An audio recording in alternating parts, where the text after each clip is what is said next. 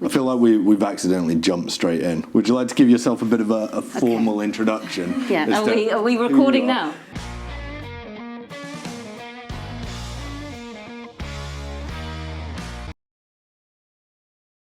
So I've been at Microsoft Advertising for 5 years, but I've recently just moved to be the advertising lead for we call it SMB, but SMEs effectively. But my background's been in marketing from day dot pretty much. And what's interesting is that being focused on a particular audience is so fundamental to marketing, but making sure you add that value. And that's kind of what I want to talk about today, is making sure that you're like really focused on that particular audience and you know who your audience is.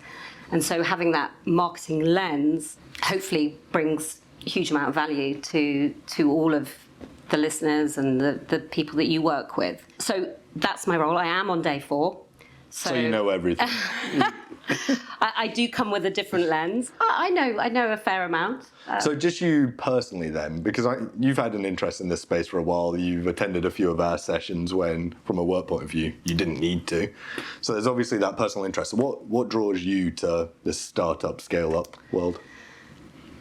So many things, which, as you say, I've made the choice to move into this sector. But one of the things that really fascinates me about SMEs is their ability to adapt quickly.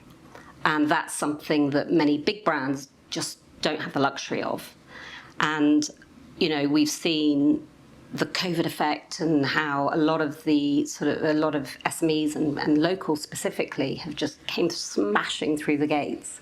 Mm-hmm. And we're able to adapt and innovate quickly, but also be very authentic with it and help people with, to find that niche, that need that people didn't realize they needed at the time, but they suddenly won over hearts and minds of people. And that's something that really interests me. Like, I'm fascinated by how we can help a lot of these startups, scale-ups really thrive.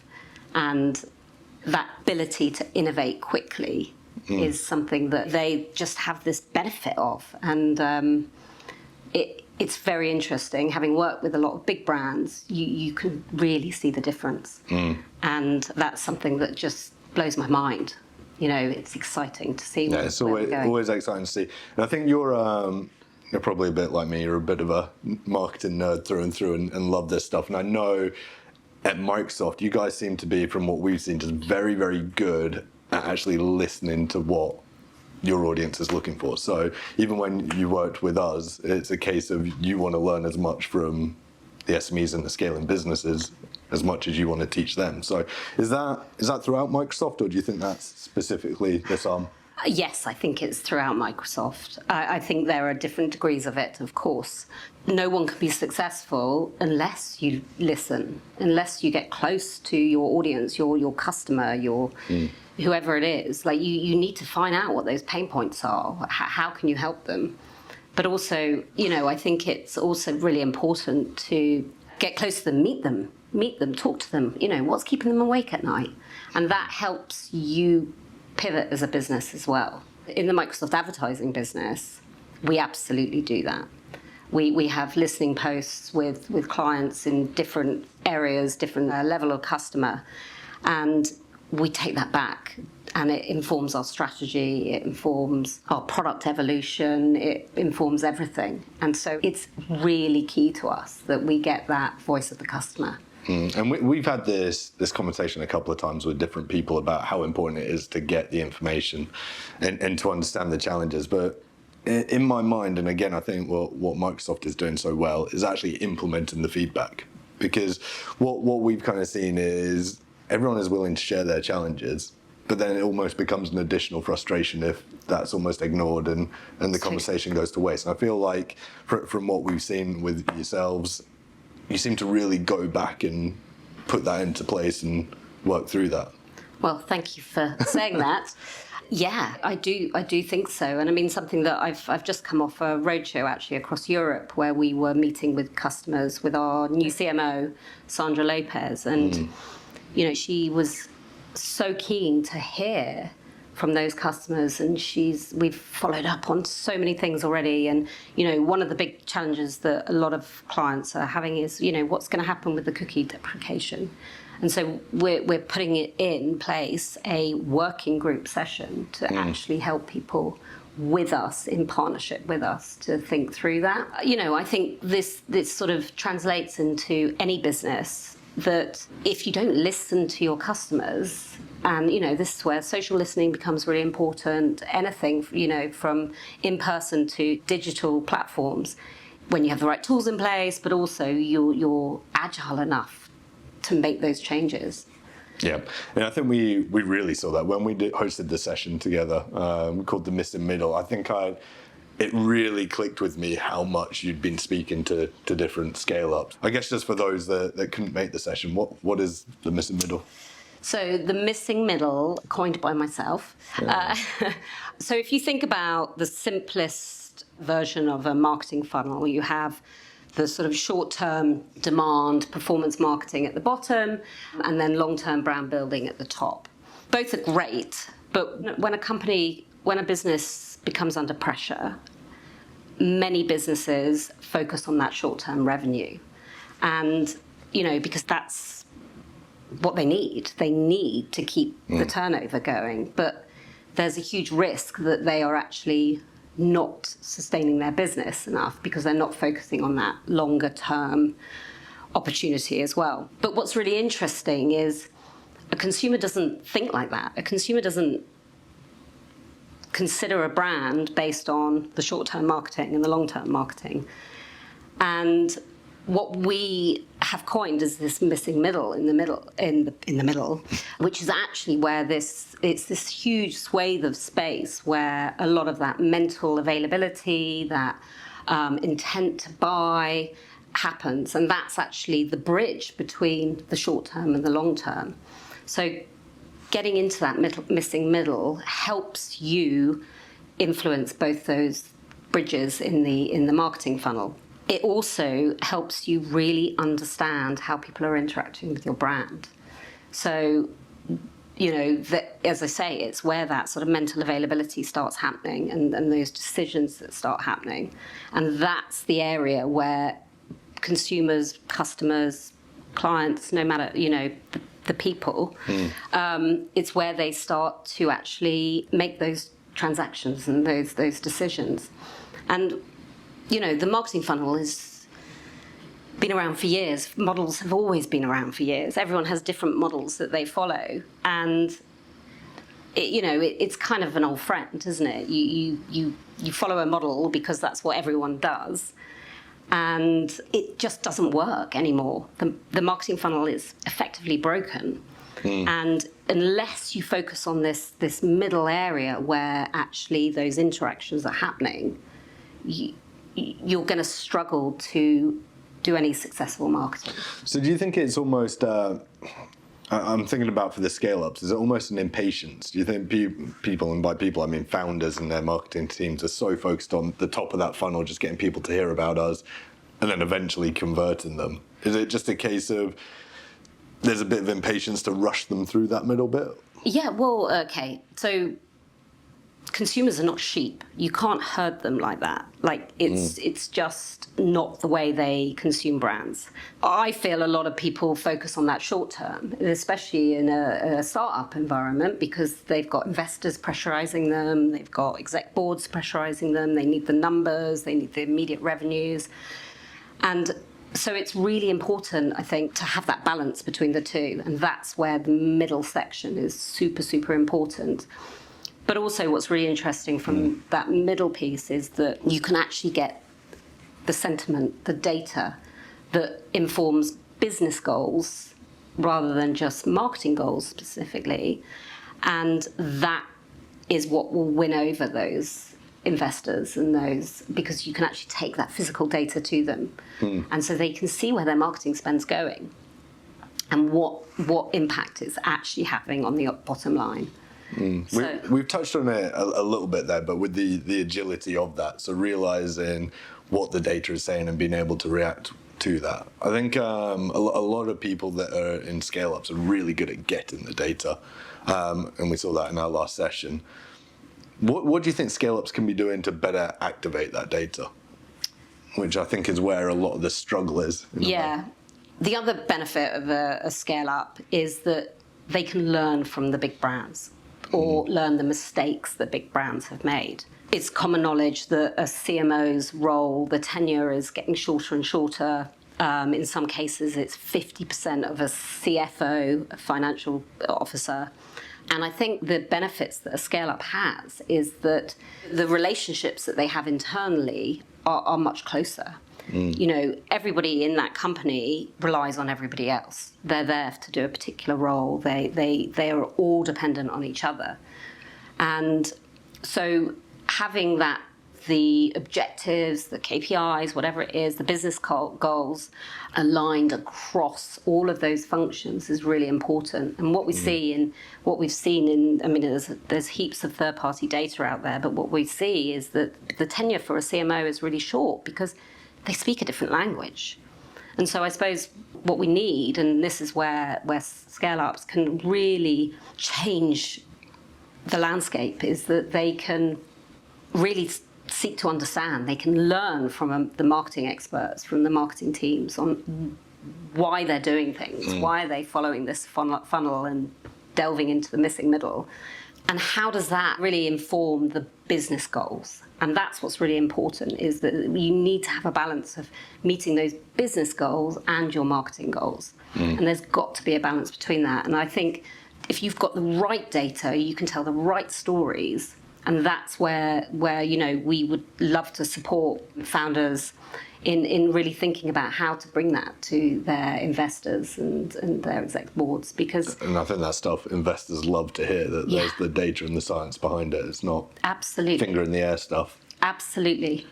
Yeah. What about in times of rapid consumer behavior change? So I'm thinking particularly around COVID. So going into COVID, as rapid a change as we've ever seen, but also now we're coming out the other side of it. There's still rapid change in amount of screen time, the way people are behaving around retail, every industry's affected just about. So how does that change the missing middle? The joy of the missing middle, and I suppose the joy of digital, is that you can adapt quickly. You can adapt in real time. So having the right data to inform those decisions helps you make the right changes. So, I mean, I'm thinking about, you know, share of search, keywords, but also intent, sentiment, intent. And there's a lot of data out there that can help inform those decisions so they can adapt quickly. Whereas, you know, you think about big brand campaigns, you know, these big brands that do TV, and you've got months of planning that goes into that, and you can't change things. And, you know, there was obviously, I remember when COVID happened, my loaf of bread had win 2 tickets to Legoland. I was like, well, we can't go to Legoland because they've shut it. You know, so it doesn't have the same loyalty effect. That was their campaign that they had been planning for months. Whereas digital is great because you can actually change things on the fly. And so the consumer behavior is also, you know, it's part of that missing middle, because you're getting close to what consumers are thinking, what, you know, sustainability is important to them, society is important to them, you know, and so you just have to really think about what's core to you as a brand, what are your values, and how do you adapt in an agile way. And there are very few companies that can actually do that effectively. And I do think that being a small business, you've really got like a massive string to your bow there. It's incredible. Yeah, I think there's obviously massive benefits on that side, being in a scale-up. But I think being in marketing generally over the past couple of years has been tough, hasn't it? There's the behavioural changes, but also regulation changes. So I'm thinking around iOS 14, cookies, trackability. all that suddenly changing what feels like overnight. Yeah. How has that changed things, and who have you seen really sort of win in that space and adapted well? So it's hard. It's really hard, I think, for anybody at the moment, and especially for a lot of the SMEs. They are mobile first, so it's becoming much, much harder. What's interesting is I still think no one really knows what's going to happen and how they're going to work, how they're going to, use their first-party data. And I think the other piece of information, the other piece of advice I'd give is really get rich first-party data, because that's the only thing you're going to be able to rely on. But for many SMEs, this is the time to really start getting that rich data. Give out discounts, give out samples, whatever your product is, so that you can get people to opt in. And now is the time to do that, so that they can really, really get to know their current customer. That might actually answer my next question. So it's been playing on my mind a little bit with this, that so many brands who felt or launched just the right side of these changes had that time to build up critical mass while all these things were on their side. Do you think they've got a real advantage over people launching the other side of these restrictions, or do you just think it's a different tactic they have to play?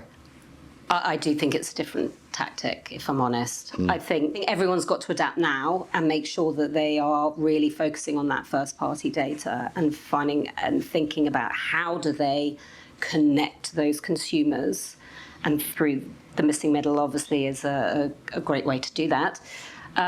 Businesses that launch now or in a few months, that they really need to start from scratch. And they can think about paid media, they can think about organic media, but they've got to find a way to really connect to those personal values that the consumers have, and trying to get an understanding of what those values are is really important, but even more important. So yeah, it'd be really interesting to see how people start evolving that database and bringing people in. And I do think consumers are driving the way.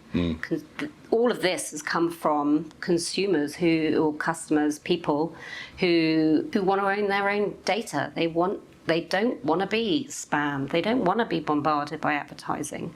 And so, we start to see a more personalised approach. Tactics like, native advertising, different types of advertising that I think will continue to evolve as we go. We've just got to stay really true to the fact that you've got to look after your end customer and make sure that they feel valued, and then they will stay with you. Tell me more about you mentioned there the personalization side of things. So obviously with the right data, you can make that really effective. One of the things that I know people often worry about is overstepping the mark with using the data in the wrong way, where it might be too personal in a way. Any advice on getting that right? So you've got to build trust first. I think we recently did some data where 85% of our survey said that they'll only buy from a brand if they trust it, and 75% I think say that they will only buy from a brand if they feel the brand is being authentic. And that's really important for all of for the way you approach everything. But I think that you've got to stand by your values. Yes, building that trust is key first, and so unless you then you get their opt-in, and once you've got that, you can start to personalize. But you can't step over the mark. You see all these regulations, as we mentioned, cookie deprecation, everything. It's all coming from those consumers, and you've got to respect them. Really respect them, and if you step over the mark, you will lose them forever, unfortunately. So test a few things, test it out, test A/B testing, emails, other ways to personalize that buyer's journey, and just test the waters. There's no harm in testing the waters and just pushing it a little bit each time to see what's working, and maybe have just a pool of people that you test that with before you scale it. But it's really important that you're authentic as a brand and that you have that trust with the end customer. And just bringing it back to the missing middle, I think this bit's really important for our audience particularly. What are some of the pitfalls when in that missing middle the scale-ups tend to fall into? Is there anything they should look out for or avoid? So, I mean, I mentioned it before, the biggest pitfall is not to focus on the missing middle. Like, this is where... It is completely missing. It is completely missing, and you are not focused on the detail and the way your customers are interacting with your brand. And that's where the agility is just a massive benefit, because you can adapt in real time. Also, what's really important is think about what are you trying to decipher from all this data? Well, why are you focused on a particular goal or something? Is it the right one? Always question yourself, and the variety of data that's available to help you really inform your short-term and your long-term branding is huge. And I mean, there are loads of agencies and other media owners, etc., that offer a totally different mix of data, and we totally support that as a business as well. So that would be my main watch out, is make sure that you know what you're going after, you know what your end goal is, and just be true to that. So where can people go to find out more about the work you've done on this? Where can they find the missing middle? So we have a large ebook. It's not that large actually, but it's an ebook that's it's about 8 pages long. It's really well written. Did you write this? I did, but with the support of other people. So that gives you more information around the challenges that marketers face, the reason to really focus on the missing middle, and then how to go about it as well. What signals should you be looking at? So that's available on our website, which we can link that. Perfect, thank you. And also on our LinkedIn channel, Microsoft Advertising, we've got a number of articles and points of views that have been written about the topic as well. And I'd highly recommend to go and have a look at that. Perfect. And then just personally, to finish off, who are some of or one of the SMEs that you really admire, either from a personal point of view and you're a customer, or anyone from a business sense that you think is doing a great job? Nourished, who we had a fireside chat with you. Well, this is incredible, isn't she? She's absolutely amazing. And the 3D vitamins, it's just amazing. Have you had a innovation. chance to try them? Did you? Well, so she said in her interview that in her fireside chat that she found that she was having the same vitamins as her mum, and she was like, "There's something wrong here." And I took it away with me, and I was like, there is something wrong. I was just buying general vitamins. Well, it sounds so obvious when you say it. I know. I'd never thought about it. But... And so I did actually go off and buy my own personalised vitamins. Did you? Yes. Amazing. And they're delicious. And I feel great with them. And, it's only been a few months, but honestly, I just have bought straight into that business. And I just think she herself was so inspirational and amazing. And the one thing that I would also take away from that discussion with her is that she was so focused and so aware of what's happening in her business, what activities from a digital standpoint her business are doing, where her marketing spend is going. And so she is exactly the CEO or the founder that this is what we're trying to get, is for people to actually lean in and learn about marketing, learn about how all of those activities really complement your business. She's phenomenal. I'd highly recommend anybody to we'll go and, pop a link to that conversation as well. And the vitamins are amazing. So I guess that's another good point. So the documents and the pages that you mentioned where people can find more information, even if they're not looking after the marketing as a founder, it's good for them to go and learn that side of it. And definitely. I think it's really important as a founder of a business to understand where your marketing budget's going and why and how it can impact your business. Because you can hire marketing experts, but actually you yourself need to really understand that too. In the same way, you need to understand the financials and you need to understand, your hiring practices. It's really important because then you build up that really amazing relationship and you're all going after the same thing. And that's really important, I think. Perfect. Well, thank you very much for coming in and chatting us through it. There's certainly a lot to dive into there. As I say, I have 1,000 questions for you, so I could have gone on for 2 hours on this. So good. I'm sure we can chat afterwards, but I appreciate you coming in and doing this. Thank you very much. It's been great.